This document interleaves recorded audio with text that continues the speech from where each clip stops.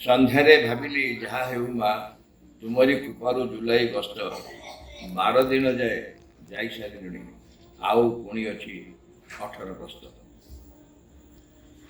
13 ଦିନ କାର୍ଯ୍ୟ ଚାଲିଥିଲା, କିପରି କେଜାଣି ଆସିଲା ବାଣୀ କିଛି ଦିନ ପାଇଁ ବିଶ୍ରାମ ନିଅ।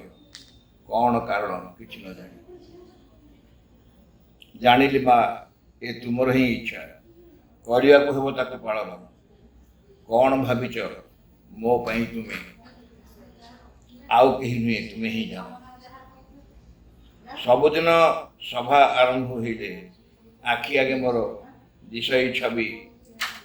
କିଛି ବସିଛନ୍ତି, କ'ଣ କରୁଛନ୍ତି, ସବୁ ମନେ ମନେ ଯାଏ ମୁଁ ଭାବି। ସମୟ ଆସିଲେ ମୋର ପାଇଁକି ଅଧଘଣ୍ଟାଏ ଯାଏ ଦିଏ ମୁଁ କହି, ସେତିକରେ ମୋର ଦାୟିତ୍ୱ ତୁଟଇ ଅନ୍ୟ ସମୟଟା ଖାଲି ଭାବ। କାରଣ କ'ଣ? କାହିଁକି ରଖିଲ? ବିଶ୍ରାମ ତ ନିଶ୍ଚୟ ନୁହେଁ କାରଣ। ଜୀବନଟା ଯାକ କାମ କରୁଅଛି, କେବେ ତ ମୁଁ ନେଇ ନାହିଁ ବିଶ୍ରାମ। କାମ କରୁଥିଲେ ସୁସ୍ଥ ରହିଥାଏ, କାମ କମିଗଲେ ହୁଏ ଅସୁସ୍ଥ। ସେଥିପାଇଁ ପରା ସବୁବେଳେ ତୁମେ ରଖିଥାଅ ମୋତେ କାର୍ଯ୍ୟରେ ବ୍ୟସ୍ତ। ଏବେ ପୁଣି କ'ଣ ନୂଆ କଥା ହେଲା? ବାଧ୍ୟ କରି ମୋତେ ରଖିଲ ଘରେ। ନୂଆ କାମ କିଛି ପଶୁନାହିଁ କିଛି ମୋ ମୁଣ୍ଡରେ।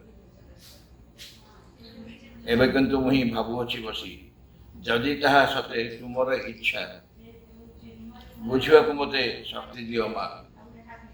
କେବେ ନ ଆସୁ ମନେ ହତାଶ।